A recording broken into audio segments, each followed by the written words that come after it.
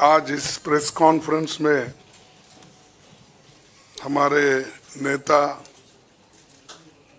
पूर्व अध्यक्ष श्रीमती सोनिया गांधी जी और हमारे पूर्व अध्यक्ष श्री राहुल गांधी जी और मंच पे बैठे हुए हमारे पार्टी के ट्रेजरर, सेक्रेटरीज और दूसरे साथियों, ये एक विशेष प्रेस कॉन्फ्रेंस है। मैं क्योंकि ये पहली बार हमारे नेता इस चंद इश्यू पे वो कहेंगे और राहुल जी भी अपनी बात आखिरी में रखेंगे। मैं एक आपका समय 7-8 मिनट लूँगा और बाकी डिटेल्स में कुछ कहना है उसको टेक्निकली हमारे ट्रेजरर आपसे संबोधित करेंगे। दोस्तों, ये तो 18वीं लोकसभा के आम चुनाव की घोषणा तो हो चुकी है। देश का हर एक नागरिक इसमें भाग लेने के लिए उत्सुक है।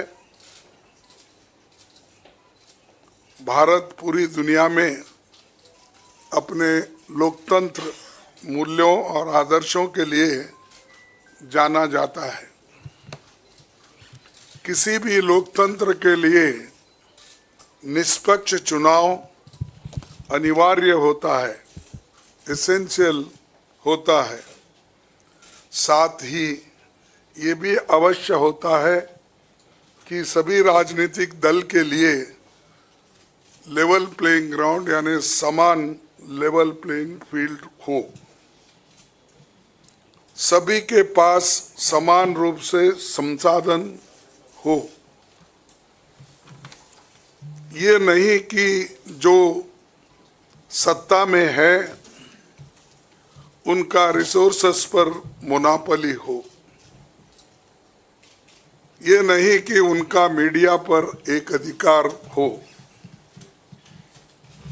ये नहीं कि सत्ताधारी दल का संवैधानिक तथा न्यायिक संस्था जैसे आईटी, ईडी, इलेक्शन कमीशन, इन अपने दूसरे ऑटोनमस बॉडीज पर प्रत्यक्ष अथवा परोक्ष नियंत्रण हो। दुर्भाग्य से जो पिछले दिनों में सुप्रीम कोर्ट के हस्तक्षेप के बाद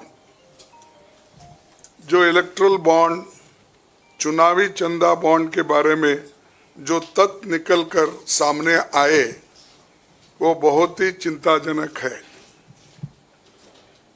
शर्मनाक भी है, क्योंकि इससे हमारे देश के छवि को ठेस पहुंची है। हमारे देश ने पिछले 70 सालों में निष्पक्ष चुनाव और स्वस्थ लोकतंत्र की छवि बनाई थी, उस पर प्रश्न चिन्ह आज उठ गया है।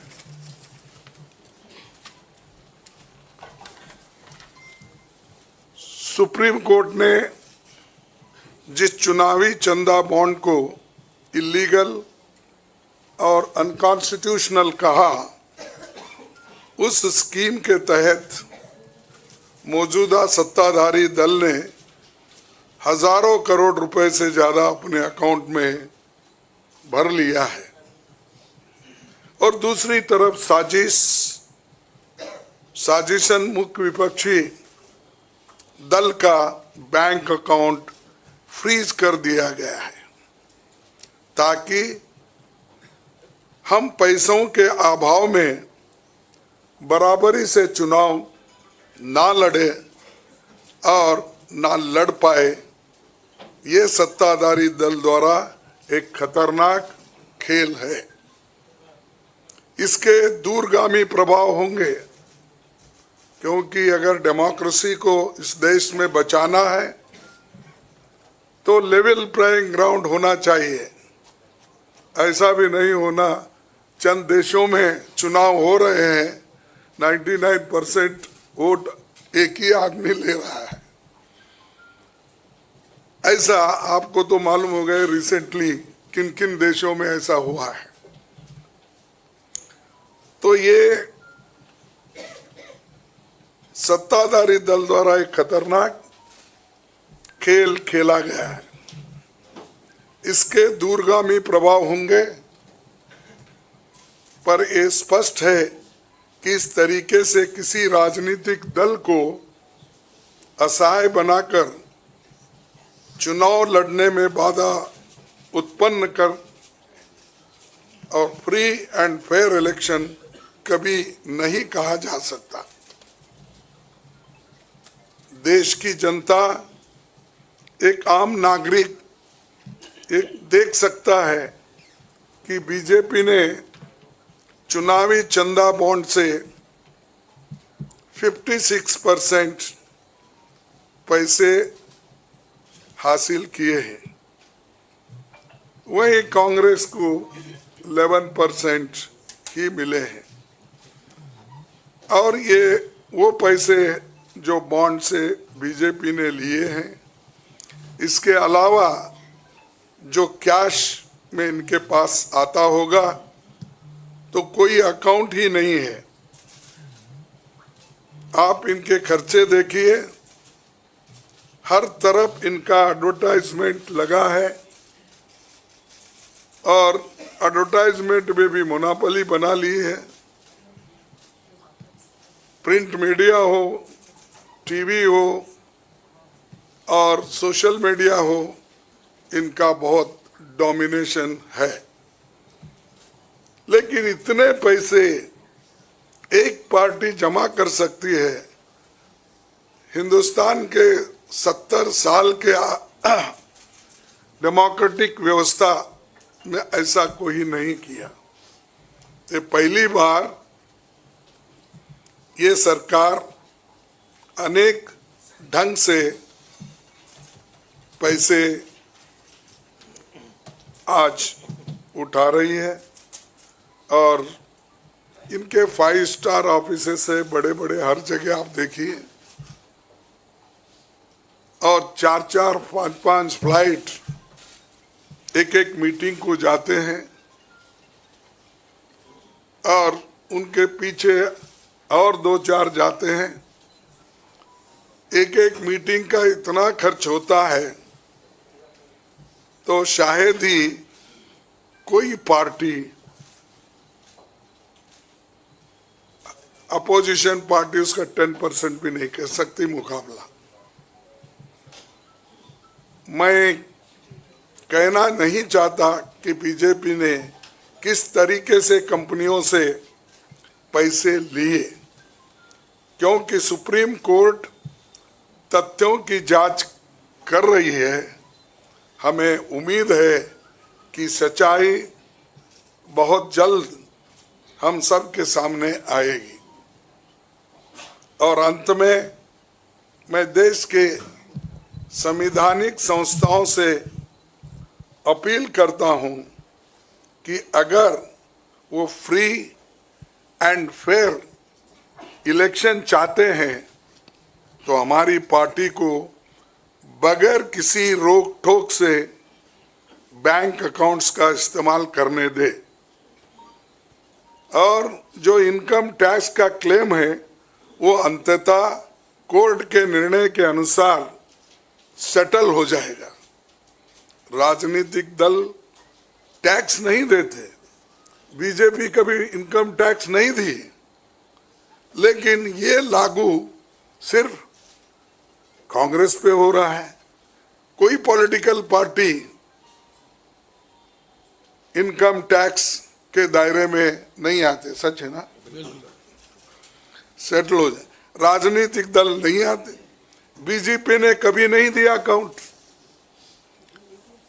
इसके बाद भी अगर हमसे ये मांगा जा रहा है, तो हम न्यायालय के अंतिम निर्णय का इंतजार कर रहे हैं, क्योंकि हम चाहते हैं कम से कम न्यायालय तो इस बात को देखे, कानून को देखे, रूल ऑफ लॉ और गवर्नेंस जो संविधान के तहत होता है उसके तरफ तो ध्यान दे दो, क्योंकि आज वो हुकूमत में है, कल दूसरी पार्टी आएगी, लेकिन हमको ये लेवल प्लेइंग ग्राउंड जो हमने पहले से बनाया था, नेहरू जी से लेकर हम 89 और बाकी के लोग भी, जब इवन वाजपेयी थे उस वक्त भी ऐसा नहीं था। लेकिन यहाँ ये 18वीं लोकसभा का चुनाव जो हो रहा है, इसमें हम सब देख रहे हैं, ये कुचल रहे हैं, सप्रेस कर रहे हैं, और हमको चुनाव लड़ने के स्थिति में वो नहीं छोड़ना चाहते हैं, और पैसे को तंग तबाह करके वो एक तरफा इलेक्शन कर लेना चाहते हैं। लेकिन लोग भी होशियार है, इसको जानते हैं, और लेवल प्लेइंग फील्ड बने रहने के लिए ये उनके जो बाधक है और जो हमारे अकाउंट्स फ्रीज किए हैं वो तत्काल उसका रिलीज होना चाहिए, और हमको चुनाव में डेमोक्रेसी और संविधान को बचाने के लिए लेवल प्लेइंग ग्राउंड होना चाहिए। धन्यवाद। शुक्रिया कांग्रेस अध्यक्ष जी। मैं अभी हमारे कांग्रेस पार्टी के संसदीय दल के नेता श्रीमती सोनिया गांधी जी से गुजारिश करूंगा कि आपको संबोधित करें।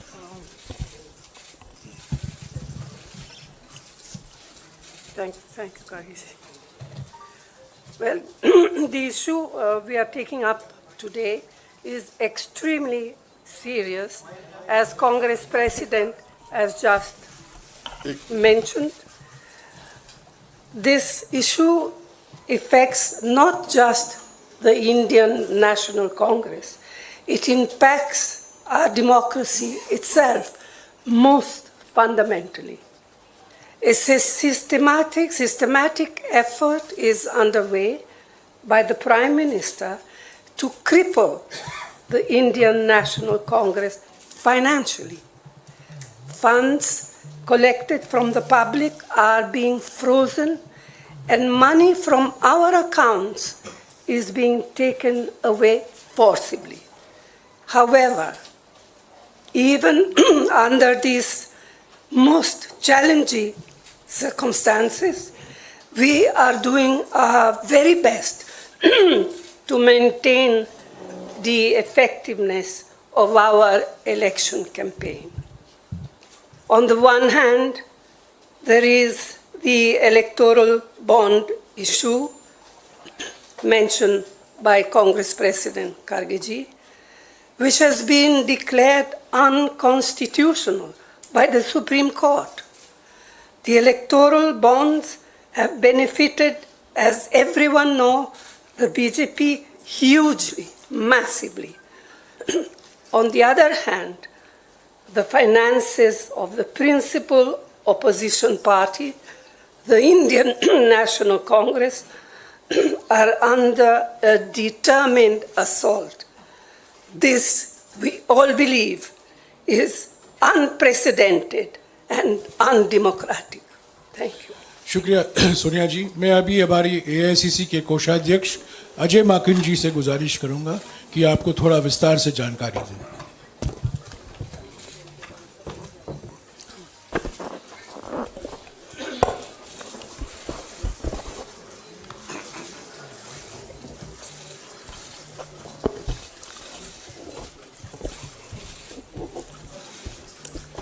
धन्यवाद जयराम जी, आप सब लोगों का बहुत बहुत स्वागत है। अभी हमारे कांग्रेस अध्यक्ष और पूर्व अध्यक्षा ने आप लोगों को बताया कि लोकतंत्र के ऊपर किस प्रकार का खतरा मंडरा रहा है। किस प्रकार से कांग्रेस पार्टी के बैंक खातों के ऊपर हमला हुआ और ये कोशिश करी जा रही है कि फाइनेंशियली कांग्रेस पार्टी को पंगु बना दिया जाए। ये केवल कांग्रेस पार्टी के खातों पे नरेंद्र मोदी सरकार का हमला नहीं है, बल्कि भारत के लोकतंत्र पे हमला है। अगर प्रमुख विपक्षी पार्टी वित्तीय तौर के ऊपर पूरी तरीके से पंगु हो जाए, कोई कार्य नहीं कर सके, पब्लिसिटी के ऊपर पैसा नहीं खर्च कर सके, कैंपेन के ऊपर पैसा नहीं खर्च कर सके, अपने कैंडिडेट्स को पैसे नहीं दे सके, तो फिर चुनाव किस बात का है? और चुनाव की घोषणा हो चुकी है। पिछले एक महीने से हमारे अपने बैंक अकाउंट्स में पड़े हुए 285 करोड़ रुपए का हम इस्तेमाल नहीं कर पा रहे हैं। हम लोगों को पब्लिसिटी के लिए अखबारों के अंदर स्लॉट्स बुक करने, हम लोगों को पब्लिसिटी के लिए इलेक्ट्रॉनिक मीडिया के अंदर स्लॉट्स बुक करने, हमको सोशल मीडिया के अंदर इस्तेमाल करना है, हमको पोस्टर छपवाने, हमको पैम्फलेट छपवाने। अगर हम लोग वो काम भी नहीं कर सकते तो किस प्रकार से लोकतंत्र जिंदा रहेगा और कैसा लोकतंत्र है ये? मैंने पिछले सप्ताह आप सब लोगों के सम्मुख मोतीलाल वोरा जी के समय 2017-18 के एक केस को लेकर के इनकम टैक्स डिपार्टमेंट ने 2017-18 के बेसिस के ऊपर 7 साल बाद में जाकर के हमारे बैंक के खाते अब जाकर के फ्रीज करे हैं, उसकी जानकारी दी। मैंने कहा कि ये 7 साल पुराने कैसे फ्रीज किए जा सकते हैं और टाइमिंग इसका कैसा है। लेकिन मुझे अभी बहुत दुख के साथ कहना पड़ रहा है कि पिछले हफ्ते ये नोटिस हम लोगों के पास में आया है, इसकी कॉपी आप सब लोगों को मिल गई है, आप सब लोगों के आ गई है, आप जरा देखिए। ये सीताराम केसरी जी के जमाने का नोटिस हमें पिछले हफ्ते आया है। आप सोचिए, सीताराम केसरी जी के जमाने का 1994-95 की असेसमेंट ईयर का नोटिस अब हमारे पास में आया और इसको लेकर के भी आगे आने वाले समय के अंदर फिर से बैंक को फ्रीज करने का और डिमांड लगाने की ये कवायद शुरू होगी। तो ये कौन सा लोकतंत्र है? अगर इसी रफ्तार से जाएंगे तो महात्मा गांधी के समय पे जमनालाल बजाज जब ट्रेजरर हुआ करते थे, उस टाइम पे भी कोई चीज निकाल करके अब इस वक्त इस चुनाव से पहले हमारे अकाउंट्स को फ्रीज किया जाएगा। तो ये किस चीज का लोकतंत्र है? 30 साल पुराना, 31 साल पुराना असेसमेंट ईयर का हिसाब निकाल करके हमारे खाते फ्रीज करे जा रहे हैं ताकि हम लोग चुनाव ही ना लड़ पाए। हम लोगों के पास में मुख्यतः 3 बातें हैं कहने की। हर पॉलिटिकल पार्टी इनकम टैक्स से एग्जेम्प्टेड होती है। कभी किसी ने भी पेनल्टी इस तरीके से नहीं दिया, तो कांग्रेस पार्टी को अकेले क्यों चुना जा रहा है? दूसरा, इसकी टाइमिंग देखिए। 2017-18 का मोतीलाल वोरा जी के टाइम का और 1994-95 का सीताराम केसरी जी का समय, और केवल 1 महीना पहले चुनाव के घोषणा होने से पहले यह काम शुरू किया जाता है। और तीसरा, क्वांटम ऑफ पनिशमेंट देखिए कि कितना बड़ा पनिशमेंट। क्या हमारे सिर्फ 0.07% पूरा 199 करोड़ का कैश में हमारे अपने एमपीज ने अपनी तनख्वाह दी, उसकी वजह से 0.07% की अनियमितता की वजह से 106% की पेनल्टी हमारे ऊपर लगाई गई, 106% की। कितना? 0.07% की अनियमितता की वजह से 106% की पेनल्टी हम लोगों के ऊपर लगाई गई है। ये क्वांटम। हम लोगों ने मात्र 30 दिन लेट हम लोगों ने अपने अकाउंट सबमिट करे। ये इनकम टैक्स एक्ट मेरे पास में है, इसका सेक्शन 234F ये कहता है कि सिर्फ 10,000 रुपए की मैक्सिमम पेनल्टी ली जा सकती है अगर कोई व्यक्ति लेट अपना, कोई भी ऑर्गेनाइजेशन या व्यक्ति कोई भी लेट अपना इनकम टैक्स सबमिट करे, केवल 10,000 रुपए। और हमारे ऊपर 210 करोड़ रुपए का 210.25 करोड़ का 210.25 करोड़ का लियन मार्क कर दिया गया।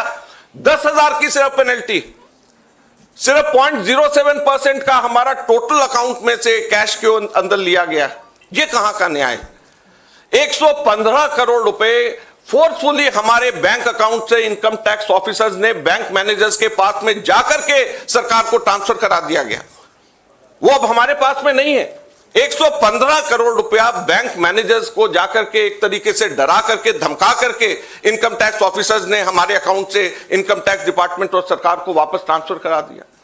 मैंने बताया जैसे पिछले 5 हफ्ते से 1 महीने से भी ज्यादा हम अपने पैसे जो हमारे वर्कर्स ने इकट्ठे करे हैं वो हम इसका उसका इस्तेमाल नहीं कर पा रहे हैं। ये कहां की डेमोक्रेसी है, ये कहां का लोकतंत्र रह गया।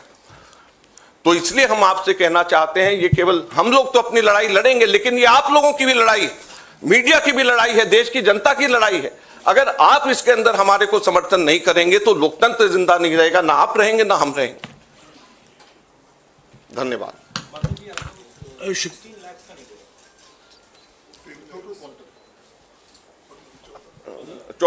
हमारा टोटल जो है 14,40,000 बनता है, जो 0.07% है। तो सिर्फ 14,40,000 जो हमारा 0.07% है, उसकी वजह से हमारे को ऊपर 210 करोड़ रुपए से भी अधिक का हमारे ऊपर लियन मार्क करके हमारी पेनल्टी लगाई गई है। तो आप सोचिए 14,40,000 के बदले 210 करोड़ रुपए की पेनल्टी हमारे ऊपर लगाई गई है। ये कहां का लोकतंत्र है? शुक्रिया अजय माकन जी। आखिर में मैं राहुल गांधी जी से गुजारिश करूंगा कि वो आपको संबोधित करें।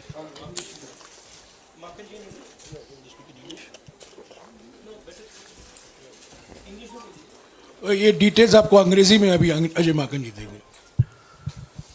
Friends, there has been an assault on Indian democracy. Our accounts have been frozen since last more than 1 month. Since last around 5 weeks or so, we have been unable to utilize our own funds in the bank. You'll be surprised to know that a case, income tax case pertaining to 2017-18, which is 7 years back, on that basis, income tax has served us notice for 210 crores 25 lakh rupees. That amount of lien was marked against the Congress party in all our accounts. And effectively we are unable to utilize our 285 crore rupees, our own money which is lying in the bank. The most important thing is the timing and the exemptions which all the political parties enjoy. When all political parties enjoy income tax exemption, then why is it being slapped on the Congress party? Never it has happened in the past that the BJP had to pay any kind of penalty, any kind of income tax. Then why is it that the Congress party being singled out? The timing is such that 7 years old case, it seems that the BJP was waiting for the elections to come, and just 1 month before the elections were to be announced, they froze our accounts. So imagine how can it be a level playing field? We don't have money to give to our candidates. We don't have money to publish our pamphlets. We don't have money to organize our public meetings. We don't have money to book advertisements in the social media or in the newspapers. So how are we going to fight the elections, or how is democracy still alive in the country where the principal opposition party is unable to spend even a single penny in the elections? And it is not only this, the government has not stopped only on this 2017-18 notice. We have been slapped with another notice last week, and it pertains to 1994-95 during Sitaram Kesri when he was the treasurer. So imagine we are being slapped with a notice, income tax notice, 30 years back, pertaining to account 30 years back.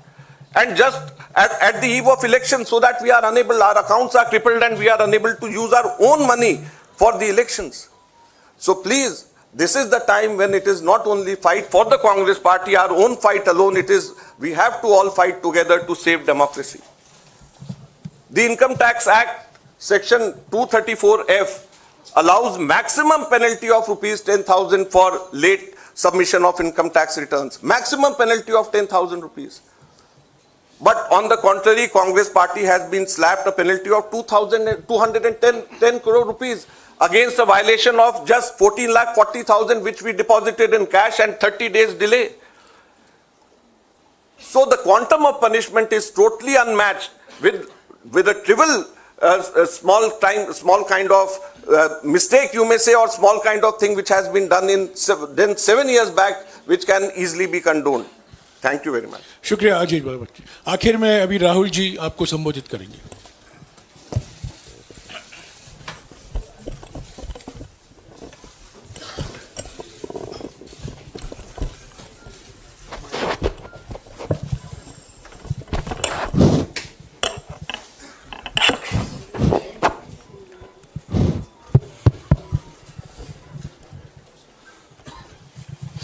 Thank you for coming here this morning.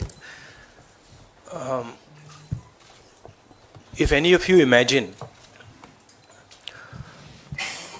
anybody in the country imagines what happens when your bank account, your ATM card, your entire financial identity is erased, right? You can imagine if it is done to a family, the family will starve to death. If it is done to a business, the business will be crippled, right? This is what has been done to the Congress party 1 month back. All our bank accounts have been frozen. We can do no campaign work. We cannot support our workers. We cannot support our candidates. Our leaders cannot fly from one part of the country to the other. Forget fly. They can't take a railway train. And this has been done literally 2 months before the election campaign. Why has it been done? One notice comes from the 90s. Another notice comes from 6-7 years ago. Quantum amount, 14 lakh rupees. And punishment, our entire financial identity. Right? What's interesting to me is that there are institutions in this country that are supposed to protect the democratic framework. There are the courts in the country, there's the election commission in the country, right? And nothing is happening. The election commission has not even said, wait a minute, you have frozen the bank account of the largest, of one of the biggest political parties, largest opposition in the country. And already our ability to fight the election has been damaged. We've already lost a month. As Makanji said, we are unable to get slots for advertising. We are unable to put ads in newspapers. And so what sort of a democracy is this? This is a criminal action on the Congress party. And it's a criminal action done by the Prime Minister and the Home Minister. It's very clear. This type of activity does not happen without them in today's India. And so the idea that India is a democracy, this is a lie. There's no democracy in India today. The idea that India is the world's largest democracy, it's a lie. It's a complete lie.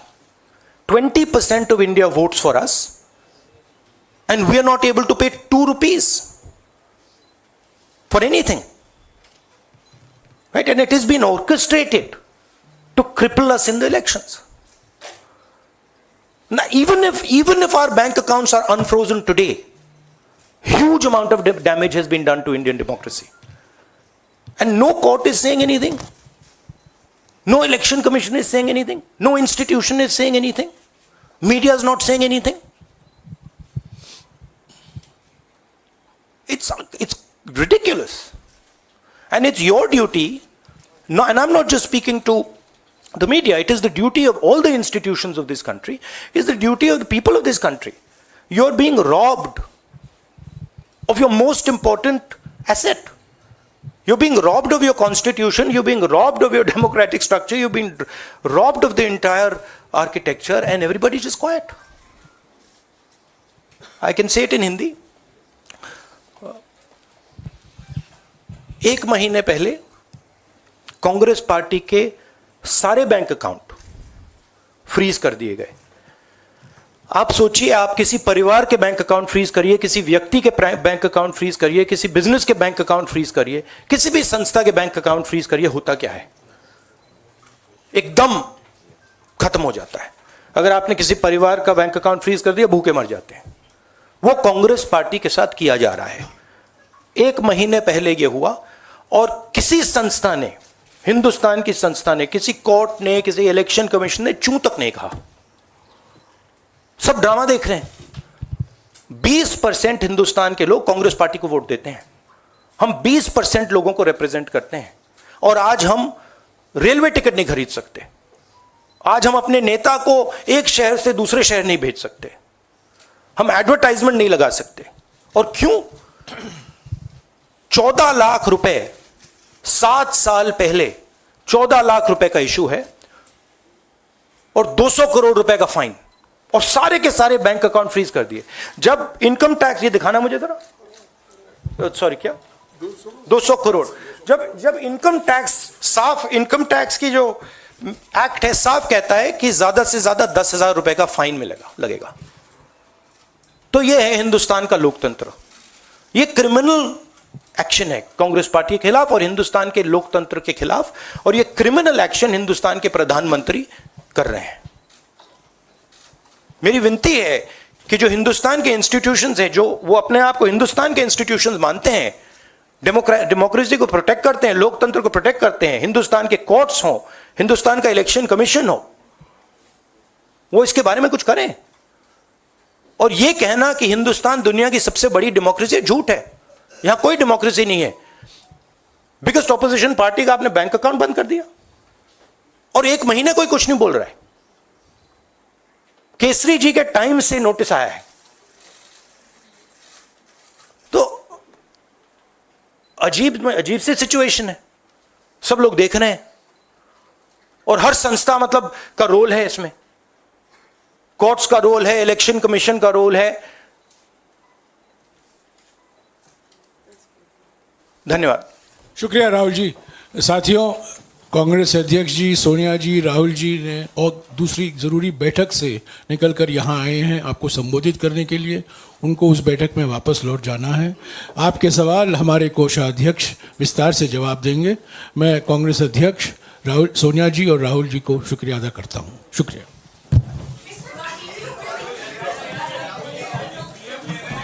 No, 1 second. Look, 1 second. Look, please understand. This is not freezing of the Congress party's bank accounts. This is the freezing of Indian democracy. That is what is happening here. Okay? So, we are unable, as the biggest opposition party, we are unable to take any action. There's no action we are able to take. We cannot send our leaders anywhere. We cannot book advertisements. We cannot do anything. What else is it if it's not an assault on democracy? Thank you.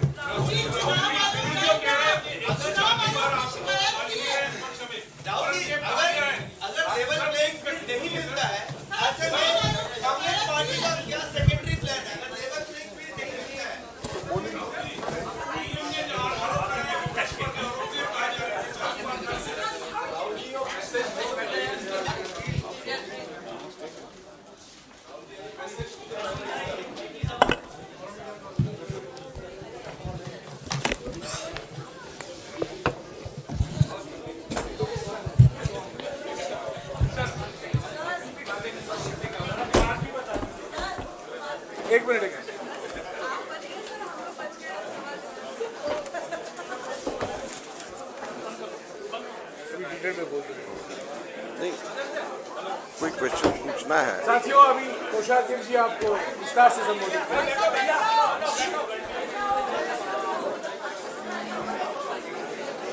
शुरू कर दो यार।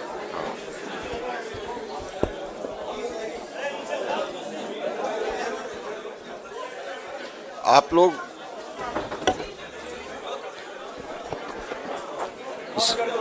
हाँ,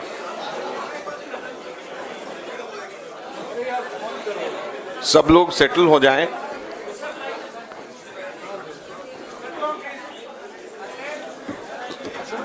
सब लोग settle हो जाएं। अभी जैसे हम लोगों ने विस्तार से बताया कि किस प्रकार से हम लोगों के बैंक अकाउंट्स के ऊपर हमला हुआ, अकाउंट्स को एक तरीके से पूरा फ्रीज किया गया, लियन मार्क करे गए। हमारे 11 अकाउंट्स कुल 4 बैंक्स के अंदर थे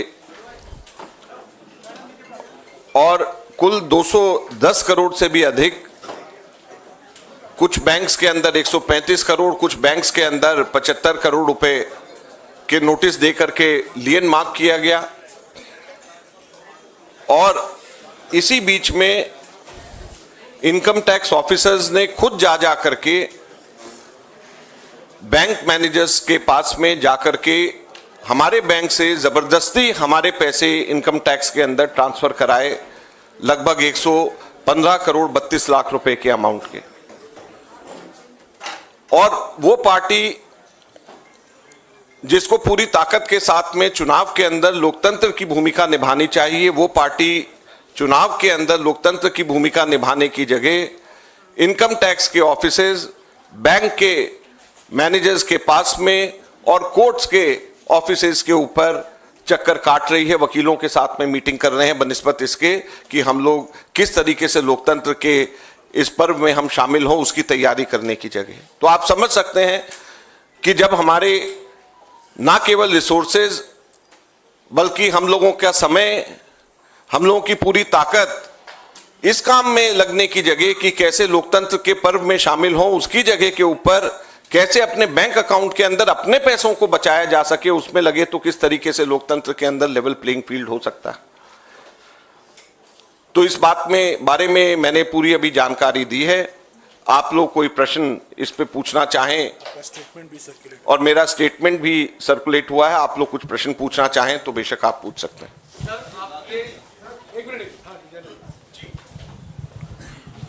माइक में बोलिएगा। Yes sir. सर, आप लोग राजनीतिक आरोप तो लगा रहे हैं, प्रधानमंत्री तक पर उंगली उठा रहे हैं कि उनके इशारे पर यह सब कुछ हो रहा है, लेकिन पहले आईटीएटी से कांग्रेस को राहत नहीं मिली और इसके बाद जब आप हाईकोर्ट गए वहां पर भी आपको राहत नहीं मिली, वापस कहा गया कि आप आईटीएटी जाइए। तो क्या ये जो न्यायिक संस्थाएं हैं ये भी राजनीति से प्रेरित हैं? इस पर आपका जवाब चाहिए। देखिए, आईटीएटी न्यायिक संस्था नहीं है, ये क्वासी जुडिशियल बॉडी है। हाईकोर्ट ने हमारे को वापस आईटीएटी के पास में भेजा। हाईकोर्ट ने कोई हमें मना नहीं किया इस तरीके से। हाईकोर्ट ने कहा आप वापस आईटीएटी के पास में जाएं और आईटीएटी उसको देखे। आईटीएटी के पास में जब हम लोग पिछली बार गए तो उन्होंने अपना जजमेंट बेशक हमारे खिलाफ है, उसको देने में ही 2 हफ्ते 14 दिन लगा दिए। तो आप समझ लें कि जहां पे 1-1 घंटा इस वक्त हमारे लिए कीमती है, वहां पर वापस आईटीएटी से क्या जाकर के न्याय मिलेगा। और आईटीएटी का जो दिल्ली में हेड करते हैं वो चार्टर्ड अकाउंटेंट है और वो जो है क्वासी जुडिशियल बॉडी है, हम सब लोग जानते हैं। अब जो है अंततः जब तक के कोई भी इनकम टैक्स केस में या कोई भी केस के अंदर हाईएस्ट लेवल तक के जाने का मौका मिलता है, हम लोग ये कह रहे हैं कि कैसे हम लोगों के अकाउंट्स को फ्रीज किया गया। लोकतंत्र के टाइम पे, इलेक्शंस के टाइम के ऊपर हमारे अकाउंट को फ्रीज नहीं किया जाना चाहिए, हमारे को पूरे के पूरे उसका इस्तेमाल करा जाना चाहिए। जो फाइनल फैसला अंततः जब कोर्ट से जो होगा वो सबको मान्य होगा। लेकिन अगर मान लीजिए कल को कोर्ट में जाकर के 3 महीने बाद हमारा फैसला हमारे हक में भी आ गया तो ये समय 4 महीने का हमारे को कौन और लोकतंत्र को कौन वापस देगा।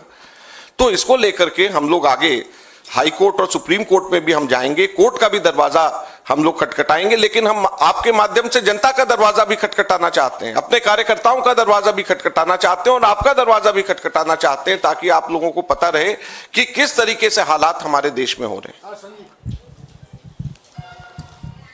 माकन जी, अभी the Congress president said that ये एक खतरनाक खेल खेला जा रहा है and the other Congress leadership said that this is an assault on democracy. जैसे prime minister has been continuously saying that India is the mother of democracy, और इज इंडिया हेडिंग, जैसी सिचुएशन है where the finances of the principal opposition party is being crippled, तो ऐसे में क्या is India heading towards a country like other dictatorship countries?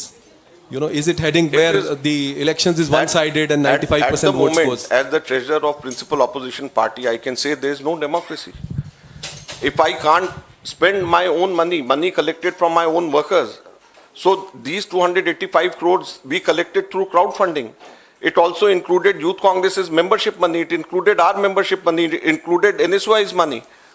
So if we can't spend our own money, where is democracy?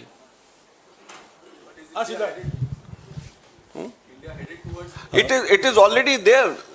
Not why headed. It is already if the present situation is not a democratic situation where the principal opposition party doesn't know how to contest election, how to send money to its candidates. Maken sir, आप लोग की ये एक आपने तकनीकी पहलू तो आप इनकम टैक्स का सब बताए, लेकिन बात आज आप लोगों ने मंच से राजनीतिक करी है, राजनीतिक पहलू पे बात करी है। तो एक दरवाज़ा जो है वो राष्ट्रपति का भी है, जहां पर आप कॉन्स्टिट्यूशन को बचाने की और डेमोक्रेसी को बचाने के लिए आप पहल कर सकते हैं। क्या वो रास्ता खुला हुआ है? और साथ साथ अपोजिशन की सभी पार्टियां, इंडिया ब्लॉक को भी आप साथ में लेके वो दरवाज़ा खटखटाएंगे क्या? देखिए, हम लोग लोकतंत्र को बचाने के लिए सभी दरवाजे और सभी जो भी लोकतांत्रिक तरीके हैं उनको हम अपनाएंगे। कोई भी ऐसा दरवाजा नहीं है जिसको हम छोड़ेंगे, और कोई भी लोकतांत्रिक तरीका ऐसा नहीं है जिसको हम अपनाने से परहेज करेंगे। हर लोकतांत्रिक तरीका अपनाया जाएगा और हर लोकतांत्रिक दरवाजा लोकतंत्र का खटखटाया जाएगा, क्योंकि ये लोकतंत्र को बचाने का सवाल है। सर, आप कांग्रेस के कोषाध्यक्ष हैं और वाकई आपके लिए बहुत चिंता का विषय है, क्योंकि पैसा आपके पास नहीं है, फ्रीज है। सर, सवाल ये है कि आप लगातार, राहुल गांधी ने भी कहा, आप भी कह रहे हैं कि लेवल प्लेइंग ग्राउंड नहीं है आपके लिए, तब आपके पास ऑप्शन क्या बचता है? क्योंकि लोकसभा चुनाव बिल्कुल मुहाने पर है, और ऐसे में जब आपके पास संसाधन नहीं होंगे तो चुनावी मैदान में क्या उतरेंगे? इसको लेके क्या विकल्प आपके पास है? देखिए, हम लोग सभी विकल्प जो लोकतांत्रिक विकल्प हैं उसको हम लोग अपनाएंगे। हम कोर्ट के, न्यायालय के सबसे बड़े दरवाजे तक के हम लोग जाएंगे, खटखटाएंगे, और जो भी लोकतांत्रिक तरीका है जमीन पे उतर करके लड़ने का, अपने कार्यकर्ताओं के पास में जाने का, अपने कार्यकर्ताओं से अपील करने का कि हम लोगों को मदद करें, कैंडिडेट्स को डायरेक्टली मदद करें, ये सब चीज़ें हम लोग करेंगे आगे आने वाले समय में। आप देखिए, लेकिन कांग्रेस की टॉप लीडरशिप ने संज्ञान लिया, आपके सामने बताया, चिंता जाहिर करी, ये इसको हम आगे और लेकर के जाएंगे। अजय जी, यहाँ पर लगातार बात हो रही है, कल पहले चरण का अधिसूचना भी जारी हो गई।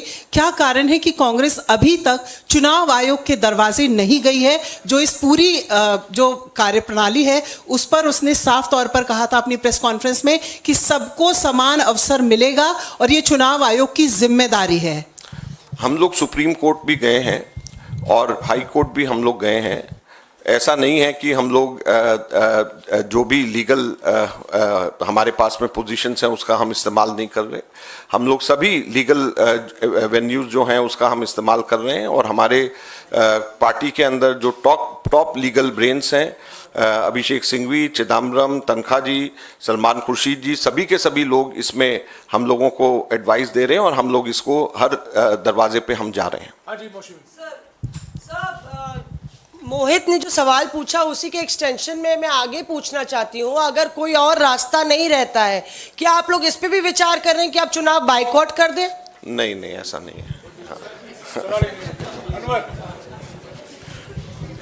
सर,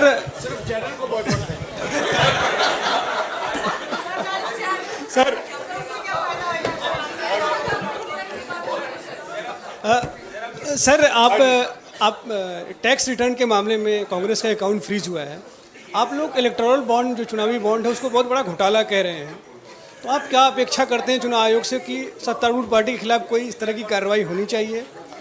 देखिए, हमें इस बात की खुशी है कि सर्वोच्च न्यायालय ने इसका संज्ञान लेकर के स्टेट बैंक ऑफ इंडिया को फोर्स किया है कि वो इसके बारे में बोले, और सुप्रीम कोर्ट और इलेक्टोरल बॉन्ड के संदर्भ में हम लोगों ने भी कुछ कार्रवाई करी है। उसको हम अलग से प्रेस वार्ता के माध्यम से हम लोग आपको बताएंगे, और उसके ऊपर भी हम लोग कार्रवाई कर रहे हैं। और हम सबसे पहले सुप्रीम कोर्ट को बधाई भी देना चाहेंगे कि उन्होंने स्टेट बैंक ऑफ इंडिया को बाध्य किया कि वो सारी की सारी बात बताए, और आगे अब हम ये भी उम्मीद करते हैं कि स्टेट बैंक ऑफ इंडिया के माध्यम से या किसी भी तरीके से सुप्रीम कोर्ट ये बाध्य करे सबको कि किस कंपनी ने किस पॉलिटिकल पार्टी को पैसा कितना दिया है और कब दिया है, इस चीज की भी जानकारी सार्वजनिक हो। तो केवल ये जानकारी सफिशिएंट नहीं है, काफी नहीं है कि किस पॉलिटिकल पार्टी ने कितने बॉन्ड्स खरीदे और किस कंपनी ने कितने बॉन्ड्स खरीदे और किस पॉलिटिकल पार्टी ने कितने जमा कराए। ये मैच भी होना चाहिए कि किस कंपनी ने किस पॉलिटिकल पार्टी को और किस तारीख को दे। जब तक वो तथ्य सामने पूरा नहीं आएगा, जब तक इसमें सही मायने में सारी बातें साफ नहीं होंगी। अजय सर, एक न्यूज़ 18 के राइजिंग इंडिया में पीएम ने विपक्ष पर आरोप लगाया वो कहा है कि मुझे 104वीं बार गाली दी गई है, औरंगजेब कहा गया है। 2014 से पहले भ्रष्टाचार बड़ा मुद्दा था, आज भ्रष्टाचार पर एक्शन हो रहा है, इसलिए विपक्ष बौखलाया हुआ है। भ्रष्टाचार के ऊपर कौन सा एक्शन हुआ है? कोई भी एक्शन नहीं हुआ। भ्रष्टाचार के ऊपर जो एक्शन होना था वो 2014 से पहले ही हुआ है। जितने भी लोगों के ऊपर केसेस बने वो 2014 से पहले ही बने, 2014 के बाद तो कुछ नहीं हुआ है।